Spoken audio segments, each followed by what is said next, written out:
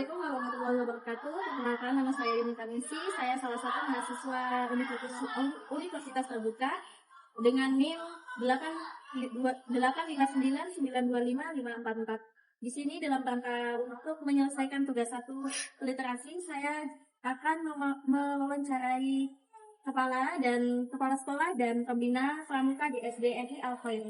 Saya di sini sudah bersama Bapak Wahyudi SPDI. Dengan beliau saya akan melakukan wawancara. Ada 7 poin Pak yang ingin saya sampaikan dan ingin tanyakan. Langsung saja untuk yang pertama mengenai jadwal kegiatan pramuka. Pada hari apa siswa SDNI Al Khair melakukan kegiatan pramuka? Kalau untuk jadwal itu kami di sini seperti biasanya hari Jumat itu untuk kelas 4 dan sampai 6. Untuk kelas 1 sampai 3 itu di hari Sabtu. Namun kami di sini berlakukan 5 hari kerja atau 5 hari kabinet. Jadi di hari Sabtunya itu kita coba melakukan di hari Jumat, jadi kita rolling. Jumat ini untuk kelas 1 sampai 3, Jumat berikutnya kelas 4 sampai 6. Ini kan karena beberapa juga guru terkadang punya halangan, jadi tidak tidak maksimal untuk melaksanakan kegiatan. Namun kami berupaya untuk mencari pelatih dari luar. Kalau pelatih dari luar itu sudah ada, maka kami berlakukan kembali kelas 4 untuk kelas 6 dari Jumat, kelas 1 sampai kelas 3 dari Sabtu. Oh ya, baik Pak, informasinya sangat detail sekali Pak. Dan lanjut ke poin kedua, yaitu kegiatan pramuka rutin dan tidak rutin. Apakah di SDNI Al Khair ini menerapkan sistem kegiatan pramuka rutin dan tidak rutin? Kalau untuk kegiatan pramuka kami rutin. Kalau untuk tidak rutinnya sih tidak ada. Hanya rutin terus di hari Jumat dan hari Sabtu. Itu tergantung dari cuaca atau pembina yang mau melaksanakan kepramukaan. Karena biasanya ada juga pembina yang berhalangan sakit atau punya kegiatan lain. Itu biasanya kami cancel atau handle di hari Sabtu. Berarti di SDNI Al Khair ini tidak menerapkan sistem jadwal tidak rutin ya? Jadi semua rutin ya? Baik, kembali ke poin ketiga, yaitu mengenai struktur organisasi. Bagaimana penerapan struktur organisasi kependidikan di SDNI Al Khair ini? Kalau strukturnya, saya sendiri sebagai tamu didik, untuk pembinanya itu dibagi oleh Ibu Unggul. Struktur lainnya itu ada, untuk anggotanya itu ada Pak Muklas, Ibu Fani, Ibu Intan, Ibu Nurul. Kami barusan menambahkan dari luar, yaitu Pak Joko tadi yang barusan bergabung. Insya Allah itu yang akan menjadi pelatih dari luar. Kalau untuk struktur lainnya tidak ada. Ini saya terapkan itu kerjasama. Jadi tidak macam seksi ini kamu harus ini, tidak. Walaupun di situ ada seksi peralatan, semua akan turun tangan. Walaupun itu dia bagian kegiatan, bagian yang lain, pokoknya ada kegiatan apapun semua turun tangan. Tidak hanya satu orang itu yang bertugas. Jadi semua saya libatkan supaya kerjasama itu ada terus. Oh ya. Berarti di SDNI ini tidak menerapkan sistem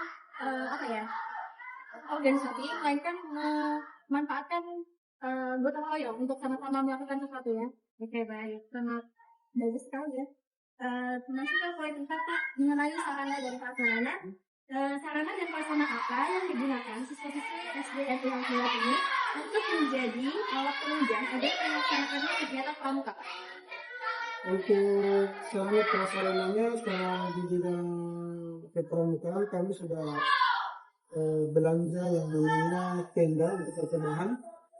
Alat-alat lain seperti tongkat dan lain sebagainya itu sudah kita sediakan, ada di gudang kita simpan.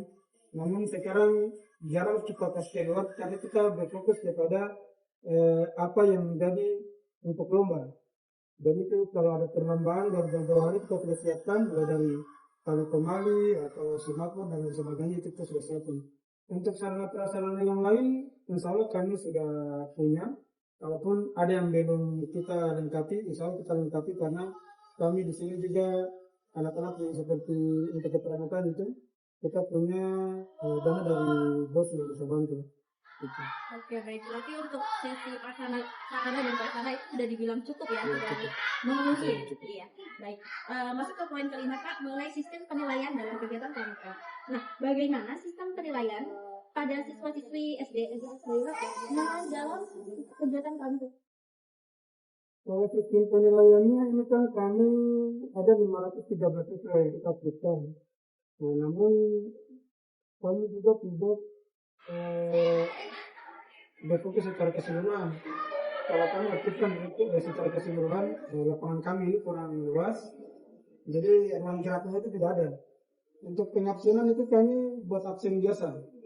Nah, kalau jadi nanti itu direkap, diajarinya itu nanti kita gunakan berapa kali diaktif. Itu nanti yang kita akan masukkan ke dalam rapor RDM, rapor aplikasi rapor.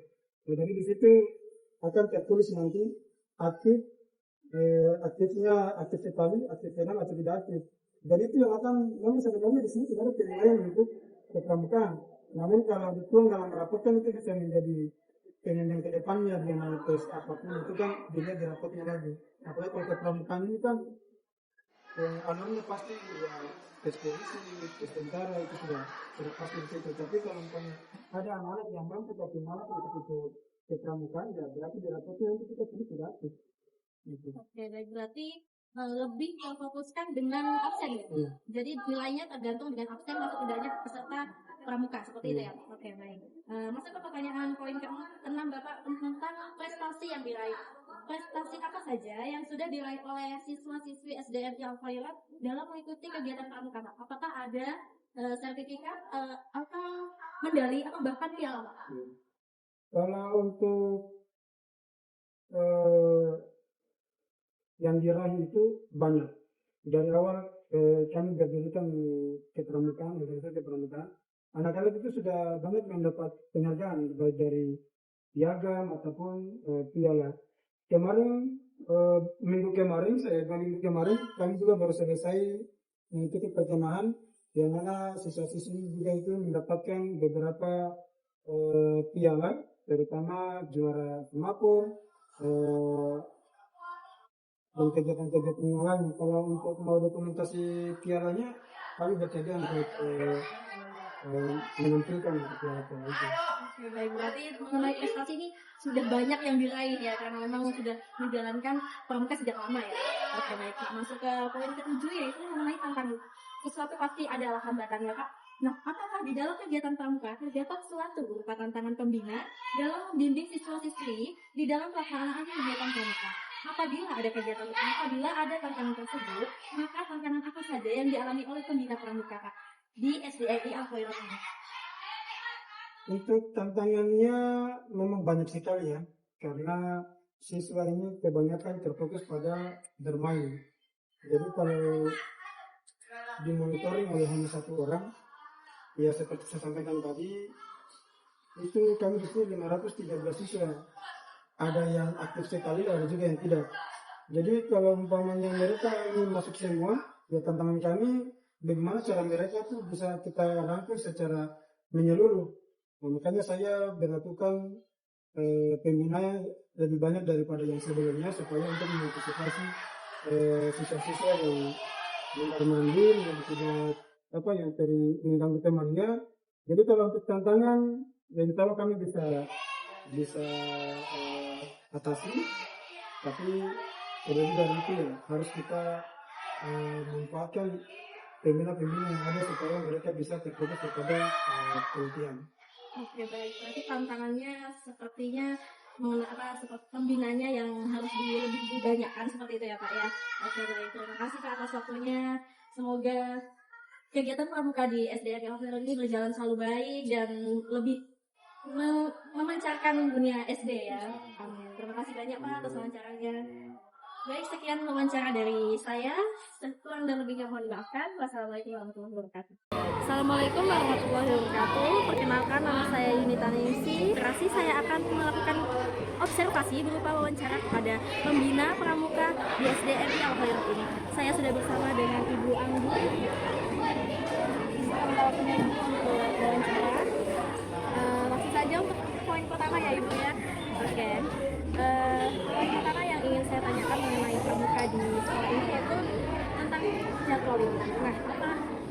Nah, pada hari apa saja siswa SDN kalau ini melakukan kegiatan pramuka? Kalau untuk kegiatan di pramuka kita di mana kita memiliki kelas 1, 2, 3 dan 4, 5, 6. Kita selang-seling untuk kelas 1, 2, 3 duluan misalnya nanti kelas 4, 5, 6. Kemudian untuk waktunya untuk kelas 1, 2, 3 kita hanya ambil 1 jam, jadi mulai dari jam 4 sore sampai jam 5 sore. Tapi kalau untuk yang kelas tinggi 4, 5, 6 kita ambil setengah jam lebih banyak, jadi mulai dari setengah 4 atau 15.30 sampai jam 5. Kelas yang lebih tinggi lebih diutamakan waktunya ya. Baik, lanjut ke poin kedua ini mengenai kegiatan pramuka. Apakah ada kegiatan sistem kegiatan pramuka di SDN yang sistem rutin dan tidak rutin? Kalau pelatihannya kita mungkin seminggu sekali ya, untuk pelatihan harian seminggu sekali pasti ada saja kita usahakan seminggu sekali pasti ada kegiatan pramuka. Namun kalau ada misalnya seminggu ini ada halangan atau kita tidak bisa mengadakan latihan di hari itu, kita ganti hari lain. Jadi untuk rutinan kita usahakan setiap minggu ada. Kalau untuk tidak rutin kayaknya paling untuk mendekati ke ulangan semester itu kita liburkan. Oke, baik. Berarti kesimpulannya rutin ya? Ya, tidak rutin kalau ada sesuatu yang hal penting jadi diutamakan. Baik, poin ketiga ini mengenai organisasi pengurusan keanggotaan. Bagaimana penerapan struktur organisasi pengurusan pramuka di SDN ini? Untuk sistem pengurusan ini tentu saja yang paling atas pengurus itu bapak kepala sekolah sendiri, kemudian saya sebagai koordinator latihan setiap hari di mana lapangan, kemudian saya juga punya beberapa teman-teman yang membantu saya dalam kegiatan latihan pramuka suatu hari sekitar 4 orang. Jadi kita bekerja sama di dalam kegiatan itu, mulai dari sekretaris, bendahara dan lain-lainnya juga kita kerjasama untuk turun ke lapangan. Tidak ada sistem organisasi yang tetap ya Ibu ya, jadi lebih menerapkan gotong royong dalam pengurus gitu ya. Untuk poin keempat ini mengenai sarana dan prasarana apa yang digunakan siswa SDN yang menjadi alat penunjang agar melaksanakan kegiatan pramuka dengan fleksibel. Tentu saja untuk sarana dan prasarana mungkin alat-alat pramuka ya, seperti mungkin yang menunjang mereka untuk bisa semapur, alun-alun, tongkat, atau panduan seperti itu sih untuk mereka supaya mereka lebih tahu lagi, lebih mendalami. Sarana dan prasarana sudah dibilang komplit ya. Dibilang komplit, ya alhamdulillahnya sekitar 98% sampai 90% sudah komplit. Kebetulan sekolah juga menyiapkan beberapa jadi kalau di kita juga menyiapkan bagus ya, sangat bagus lah. Kembali atau balik lagi ke mengenai sistem penilaian kegiatan pramuka. Bagaimana sistem penilaian di SDN dalam kegiatan pramuka? Kita karena sebagai peserta negara, jadi dia sebenarnya tidak pernah mempunyai dengan rapot, jadi kita hanya ambil ke absen, kita lihat anak-anak yang rajin, yang sering punya di luar, yang sering ya biasanya kita kasih dibanding sama yang kegiatannya di sekolah yang rajin, jadi kita ada absen ya itu ya, absen dan bakat mereka sendiri. Menjadi pembeda itu absen dari bakat dan nilai. Poin keenam itu mengenai prestasi yang diraih. Prestasi apa saja yang sudah diraih di SDN yang terlibat dalam kegiatan pramuka? Untuk kegiatan pramuka, alhamdulillahnya setiap ada kemah kita selalu mencoba untuk mengikuti, dan kebetulan kemarin kemah terakhir yang kita ikuti di salah satu sekolah yang ada di RGP juga, alhamdulillah kita mendapatkan dari 5 sekolah kita di urutan ketiga. Kalau sebelumnya kita pernah ikut kemah juga dapat di urutan kedua, tapi kalau misalnya untuk prestasi di di materi pramukanya sendiri mungkin kita agak kurang karena sebagai pembinanya juga kita masih perlu belajar juga, karena kita juga akan menggunakan itu kan, kita juga masih perlu belajar. Biasanya kan kalau itu lomba-lombanya juga ada yang secara islami, jadi kita lebih unggul di lomba islami seperti tahfiz, sebagainya, seperti syariah dan lain-lain seperti itu. Untuk sertifikat medali atau piala pasti ada. Prestasi sudah banyak yang diraih ya. Alhamdulillah sudah ada prestasi banyak piala yang kita raih ya. Kembali lagi ke poin ke-7 yaitu mengenai tantangan. Suatu kegiatan pasti ada tantangannya gitu ya. Oke, tantangan dalam kegiatan pramuka. Apakah di dalam kegiatan pramuka terdapat suatu berupa tantangan pembina dalam membimbing siswa-siswi di dalam pelaksanaan kegiatan pramuka itu? Apabila ada tantangan tersebut, maka tantangan apa saja yang dialami oleh pembina pramuka di dalam melaksanakan kegiatan pramuka? Untuk tantangannya sebagai pembina sendiri, untuk saya sendiri pribadi sendiri dan teman-teman mungkin cara menyampaikan materi ke anak-anak lagi ya, karena kita juga sebagai guru-guru yang cuma sekedar tahu pramuka, ketika kita turun ke lapangan juga kita harus belajar juga, karena kita pernah dapat materi tapi belum terlalu mendalam, jadi untuk menyampaikan itu butuh waktu juga, kita pelajari dulu, baru kita sampaikan ke anak-anak, seperti itu yang paling sulit menurut saya. Berarti kesimpulannya tantangannya karena memang dari sisi pembina belum terlalu mendalam ya, belum punya pengalaman yang kalau untuk mengajar pasti sudah mahir ya udah ya Insya Allah. menghadapi siswa-siswa. Oke, baik, itu saja itu wawancara dari saya. Terima kasih banyak juga atas waktunya. Oke, baik, sekian wawancara saya dari SDN Khairat. Wassalamualaikum warahmatullahi wabarakatuh.